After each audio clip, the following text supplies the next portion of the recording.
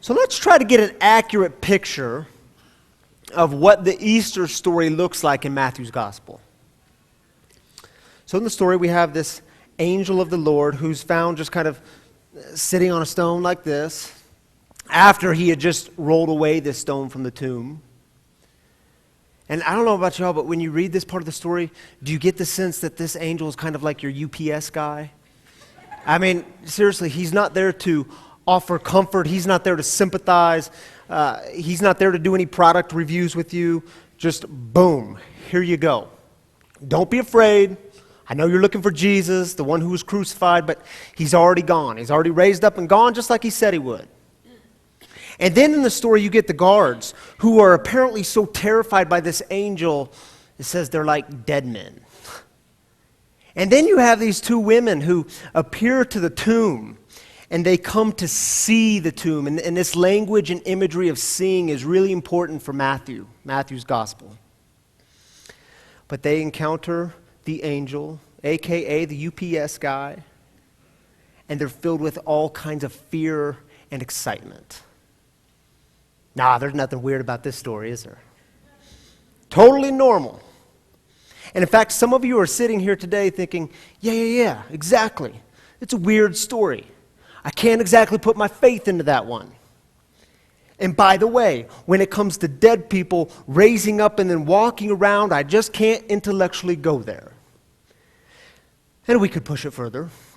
Some of you are here today because your girlfriend said, honey, it's Easter. We're going to church. So you're here because it was part of the package deal. Or you're here because it's a family tradition. You get up, you get looking nice, and you go to church. It's just kind of the prerequisite for the Easter brunch. And that's cool. It's okay. But see, when it comes to Easter, we have to ask a different question. Because when we ask bad questions, we get bad answers. So the question isn't, do you believe in bodily resuscitation? But the better question is, do you believe in resurrection? A few years ago, I met Dennis. And man, his story has just stuck with me. It was Good Friday, and we were downtown in Civic Center Park, serving lunches and serving communion. And I was at the communion table. And Dennis was next in line, and so I tore off a piece of bread, and I held it up to him. And I said, this is a reminder of how much God loves you. And he did one of these. He said, whoa, I can't do that. I sin too much. I said, yeah, so do I, but this is still a reminder of how much God loves you. And so after a few moments, he took the bread and he dipped it in the cup, and he ate the bread. And then Dennis and I started to talk for about the next 20 minutes. And he started to share with me his story. That back in 2007, his mom's house burnt to the ground. He was able to escape, but she wasn't. And he said, man, I just can't go on. I'm stuck. I just can't go on. And then he started telling me about his mom, and he said, man, my mom was the perfect mom. She loved us kids so deeply, and no one in town had a bad word to say about her. And he told her story in such a way that you actually wanted to meet this woman.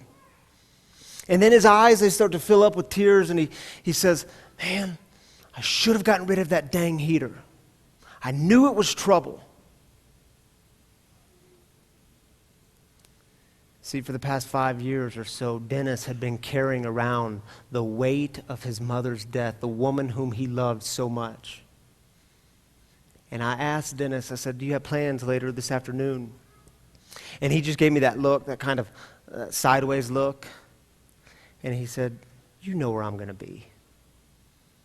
And I could only assume that he was referring to the nearby crack house or the liquor store. The place where he could just go lay it down for a little while. The place where he could lay that guilt down and ease the pain, even if it was just for a moment. And I'll never forget how that conversation ended. There was a large tree where we were serving communion, and he had laid his bag beside this tree, and he picked up his bag, and he put it around his back, and he started to walk away towards Colfax.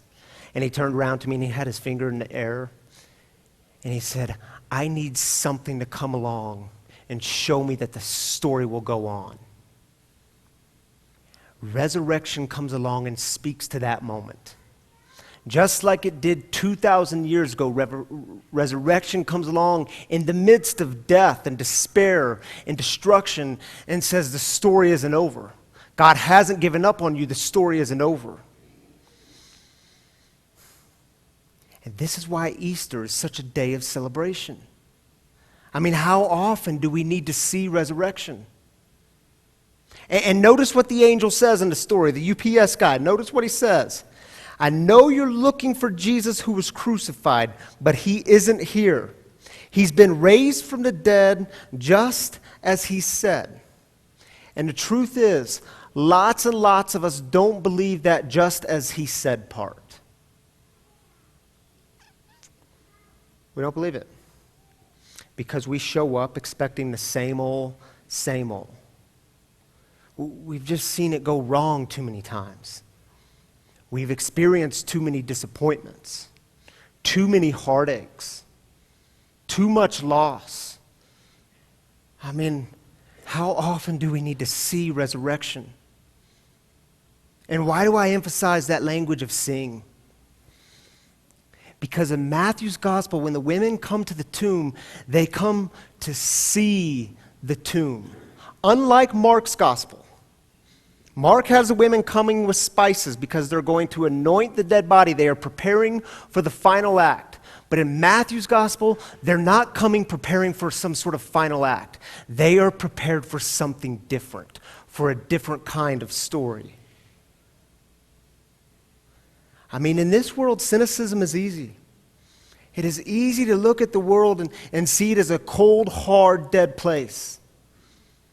And even when things in your life are going well, and you just kind of wait for the next shoe to drop, that's cynicism.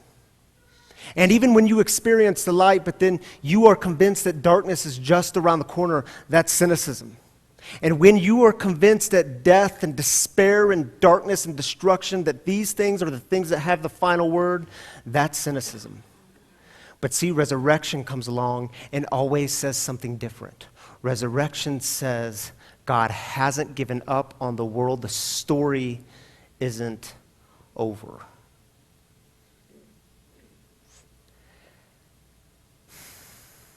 Do you believe in resurrection? And let's be honest, when it comes to the things of new life, of course, there's always a bit of fear involved. I mean, is this true of your experience? It is mine. There's always a bit of fear involved because you don't know what it looks like. It's the new thing. I mean, you just don't know what that's going to look like. But just like the women in the story experienced, there's also a great deal of joy because you are at a threshold. You are about to step into something new. Where are you seeing stories of resurrection? Where do you long for resurrection in your life?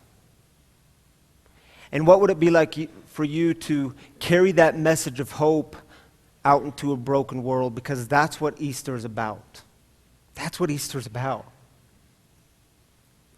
Resurrection always says God hasn't given up. The story isn't over. Resurrection always says that the story isn't over. Do you believe in resurrection?